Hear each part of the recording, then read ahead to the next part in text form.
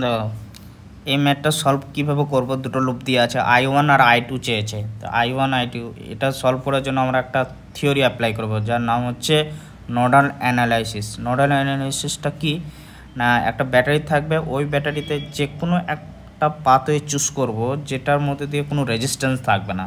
তাহলে দেখো 1 নম্বর লুপে লেফট সাইডে কোনো রেজিস্ট্যান্স নাই। দেখো ব্যাটারি আছে 10 ভোল্ট,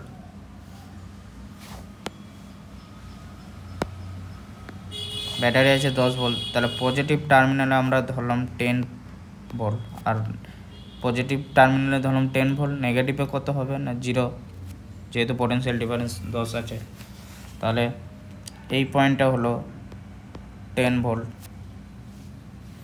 আর এদিকে লেফট সাইডে দেখো 0 হলো, এদিকে 0, এটাও 0। এবার দেখো 2 নম্বর লুপে ইএমএফ দেওয়া আছে, লেফট সাইডে দিয়ে আছে পজিটিভ টার্মিনাল, রাইট সাইডে দিয়ে আছে নেগেটিভ টার্মিনাল। তাহলে নেগেটিভ টার্মিনালে দেখো পজিটিভ টার্মিনাল অলরেডি আগে এদিকে 10 ধরে নিয়েছি, তাহলে নেগেটিভ টার্মিনাল কত হবে 0 হবে। তাহলে I2 এর ক্ষেত্রে পোটেনশিয়াল হচ্ছে 0 থাকলে তো কারেন্ট 0 হবে, পোটেনশিয়াল 0/20 করলাম, তাহলে 0 অ্যান্সার হলো। আর I1 এ কত হবে না, পোটেনশিয়াল ডিফারেন্স হচ্ছে 10 - 0/20 ওম, 10/20 মানে হাফ, তাহলে অ্যান্সার হবে